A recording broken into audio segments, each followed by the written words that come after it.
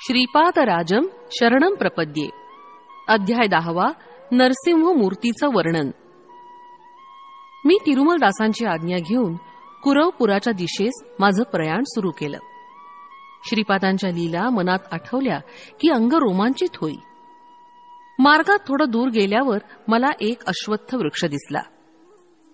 दुपारची वेळ झाल्यानं मी भुकेनं व्याकुळ झालो होतो. जवळपास ब्राह्मणांचं घर असल्यास माधुकरी मागून विश्रांतीसाठी पवित्र असा अश्वत्थ वृक्ष आहे असा विचार करत निघालो. त्या अश्वत्थाखाली कोणीतरी विश्रांती घेत असल्याचं मला दिसलं. जवळ जाऊन पाहिलं तर त्या मनुष्यानं यज्ञोपवीत धारण केलं होतं. मी अश्वत्थाजवळ गेलो तेव्हा त्या व्यक्तीनं आदरानं मला बसायला सांगितलं. त्या व्यक्तीचे नयन करुण रसानं भरले होते. त्यांच्या समोर एक झोळी होती. त्यात खाद्यपदार्थ काही नव्हते, परंतु एक ताम्रपात्र तेवढं होतं. ते सतत श्रीपाद श्रीवल्लभांचं नामस्मरण करत होते. मी त्यांना प्रश्न केला, महाशय, आपण श्रीपादांच्या दिव्य चरणांचे आश्रित आहात का? तुम्ही त्या महापुरुषाचं दर्शन घेतलंत का? ते म्हणाले, माझा जन्म सद्वैश्य कुलात झाला असून मला सुब्बय्या श्रेष्ठी असं म्हणतात. आमच्या वंशाचं नाव ग्रंथी आहे. आमच्या पूर्वजांपासून सद्ग्रंथ पारायणाची परंपरा आहे, म्हणून आमच्या घराण्यास ग्रंथी नाव पडलं. माझ्या लहानपणी मला माता पित्याचा वियोग झाला. माझ्या घरी धनसमृद्धी आहे. मी दूर देशात जाऊन अनेक प्रकारचे व्यापार करतो. या निमित्तानं पुष्कळ वेळा कांचीपुरास जाण्याचा योग आला. तिथं चिंतामणी नावाच्या एका वेश्येचा परिचय झाला. खूप धन मी तिच्यावर खर्च केलं. मळयाळ म्हणजे केरळ देशात पालक्काड या प्रांतातून बिल्व मंगल या नावाचा ब्राह्मण सुद्धा व्यापाराच्या निमित्तानं कांचीपुरमला येत असे. तो सुगंधी द्रव्यांचा अरबी नागरिकांना विक्रय करून त्यांच्याकडून रत्तराशी आणि तुरंग म्हणजे घोडे घ्यायचा. कधी कधी आम्ही दोघं मिळून व्यापार करीत होतो. दुर्दैवानं आम्ही दोघंही वेश्येच्या संगतीत भ्रष्ट झालो. अरबांशी थोडा काळ आमचा व्यापार चांगला चालला. त्यानंतर अरबांनी आमच्याकडून उच्च जातीच्या अश्वासाठी अधिक धन घेऊन निम्न जातीचे घोडे आम्हाला दिले, जेणेकरून व्यापारामध्ये आमचं नुकसान झालं. आमच्याकडून चांगले घोडे राजे महाराजे विकत घेत. व्यापारात नुकसान झाल्यानं आमची संपत्ती नष्ट झाली.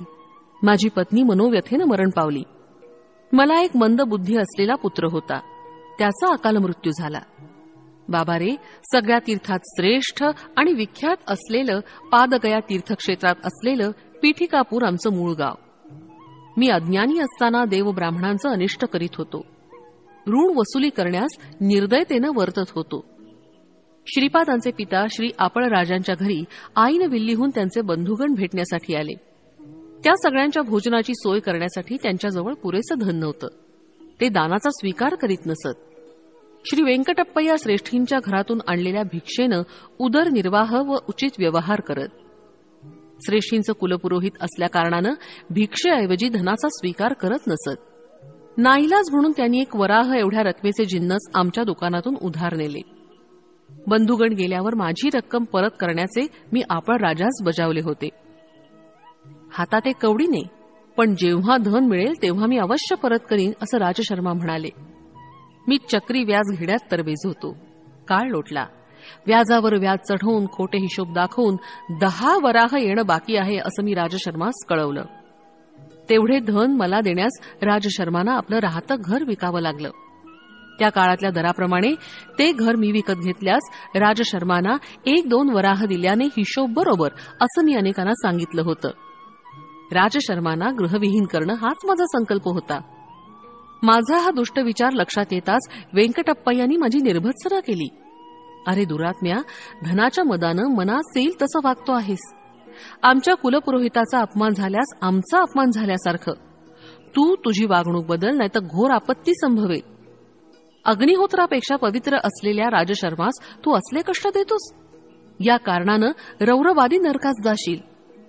एकदा श्रीपाद श्रेष्ठींच्या घरी असताना मी श्रेष्ठींना व्यंगानं म्हणालो, राजशर्मा जर माझं ऋण फेडू शकत नसतील तर त्यांच्या पुत्रांपैकी एकास माझ्या दुकानात चाकरी करण्यास पाठवावं किंवा त्यांनी स्वतः चाकरी करण्यास यावं.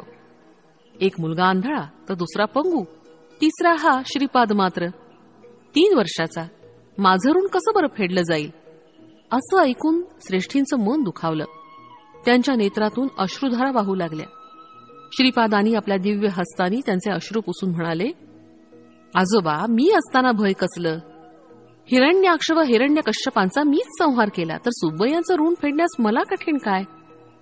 असं म्हणून माझ्याकडे वळून म्हणाले, अरे, तुझं ऋण मी फेडीन, चल तुझ्या दुकानात सेवा करून ऋणाची निवृत्ती करीन. ऋण फिटल्यावर मात्र तुझ्या घरी लक्ष्मी राहणार नाही, विचार कर. बाळ श्रीपादांना घेऊन वेंकटप्पय्या श्रेष्ठी सुब्बय्याच्या दुकानात आले.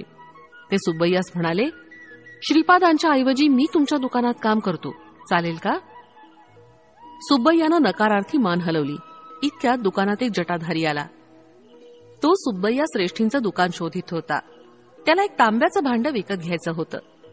तो श्रेष्ठींना म्हणाला, मला एका तांब्याच्या पात्राची अत्यंत गरज आहे. किंमत थोडी जास्त असली तरी चालेल. सुब्बय्यांच्या दुकानात 32 तांब्याची पात्र होती, परंतु तो खोटच म्हणाला. माझ्याकडे एकच तांब्याचं पात्र आहे, त्याला 10 वराह देऊ शकत असाल तर तुला ते मिळेल. तो संन्यासी चटकन कबूल झाला. त्याची एकच अट होती की ते पात्र वेंकटप्पय्या श्रेष्ठींच्या मांडीवर बसलेल्या श्रीपादांनी आपल्या हातांनी त्या संन्याशास द्यावं. त्या अटीप्रमाणे श्रीपादांनी स्वहस्ते ते पात्र त्या संन्याशास दिलं. श्रीपाद प्रभू पात्र देताना हसत होते. ते म्हणाले, अरे, तुझी इच्छा आता पूर्ण झाली ना? तुझ्या घरी लक्ष्मी स्थिर राहील. तू तुझी संन्यास दीक्षा सोडून स्वगृही जा. तुझ्यासाठी तुझी पत्नी आणि मुलं वाट पाहत आहेत. तो जटाधारी संन्यासी अत्यंत आनंदित होऊन निघून गेला. वेंकटप्पय्या श्रेष्ठी आणि अप्पळ राजा शर्मा यांचा अपमान करावा अशी सुब्बय्याची इच्छा होती. ती पूर्ण झाल्यानं त्याच्या मनात थोडा अहंकार निर्माण झाला होता आणि त्यातच तो म्हणाला, आजच्या विक्रीत मला विशेष धनलाभ झाला. अप्पळराजकडून यायचे असलेले 10 वराहाचे कर्ज फिटल्यासारखं मला वाटलं. या क्षणी श्रीपादराय ऋणातून मुक्त झाले.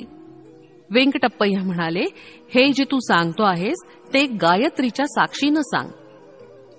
सुब्बय्यानं तसं केलं. श्रीपाद प्रभू आणि वेंकटप्पय्या श्रेष्ठी घरी गेल्यानंतर सुब्बय्यानं आत जाऊन पाहिलं तर 31 भांड्यांपैकी केवळ एकच भांडं तिथं होतं. श्रीपाद प्रभूंच्या लीला अनाकलनीय, अचिंत्य होत्या. त्यांच्या समक्ष जे बोलू ते वचन खरं होत असे. साक्षात दत्तप्रभूंच्या करकमलांनी तांब्याचं भांडं घेणारा जटाधारी धन्य होता. श्रीपाद प्रभूंकडून अनुग्रहाच्या स्वरूपात तांब्याचा किंवा तांब असलेला धातूचा एक तुकडा जरी मिळाला तरी दान घेणाऱ्याला भाग्याचं असतं.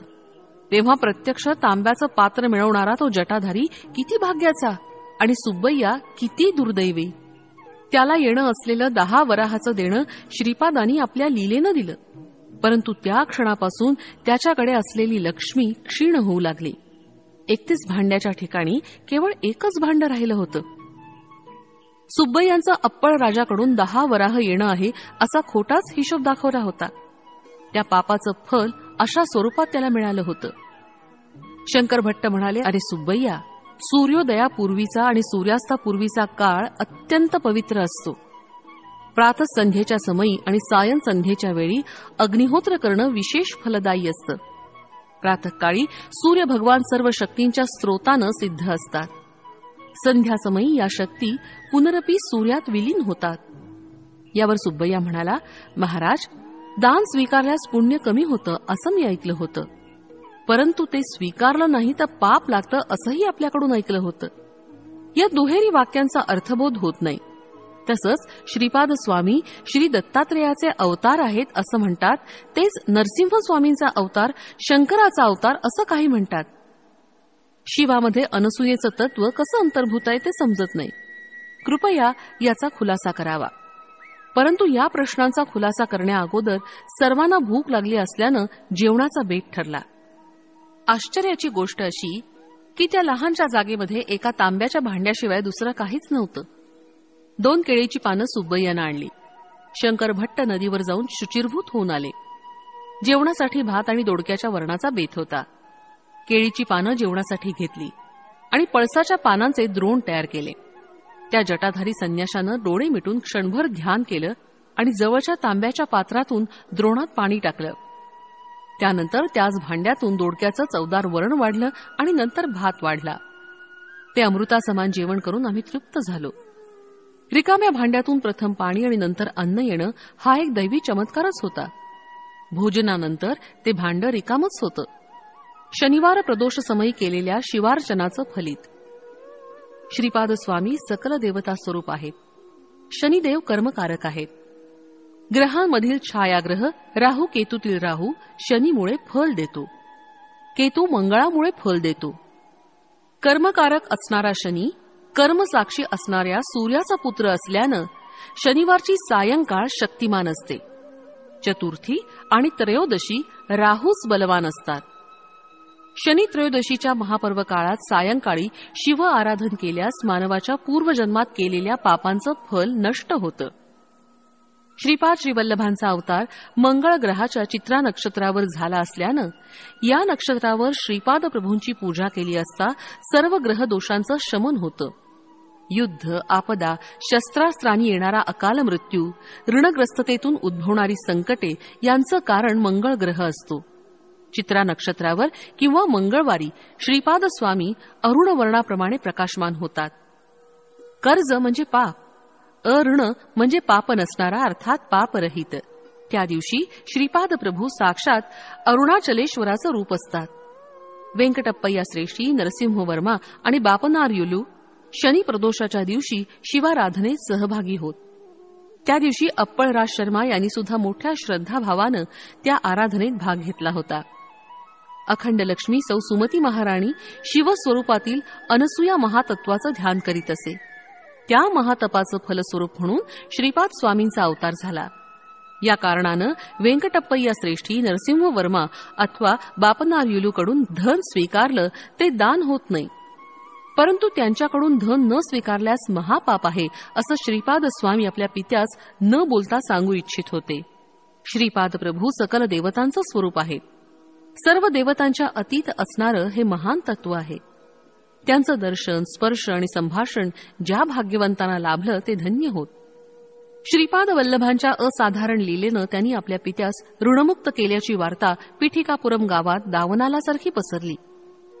3 वर्षाच्या श्रीपादांनी अप्पळराजूंना ऋणमुक्त केल्यानं त्यांच्या नेत्रातून पुत्रस्नेहानं अश्रुधारा वाहू लागल्या.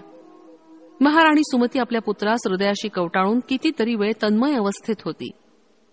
यावेळी त्यांच्या घरी वेंकटप्पय्या श्रेष्ठी, नरसिंहवर्मा, बापनार्य आणि सुब्बय्या आले होते. सुब्बय्यानं सर्व वडीलधाऱ्या मंडळींसमोर श्री राजशर्माचं ऋण फिटलं असं सांगितलं. यावर श्रीपाद प्रभू म्हणाले, पित्याला ऋणमुक्त करणं पुत्राचा धर्मच असतो. कोणीतरी जटाधारी येऊन 10 वराह देऊन तांब्याचं भांडं घेऊन गेला, त्यामुळे माझं कर्ज कसं फिटलं असं राजशर्मांनी विचारलं. अशा प्रकारे अनेक रसपूर्ण क्रिया प्रतिक्रिया झाल्या. बापनार्युलूंनी श्रीपादांना विचारलं की ते जटाधारी संन्यासी कोण होते तुला माहितीये का?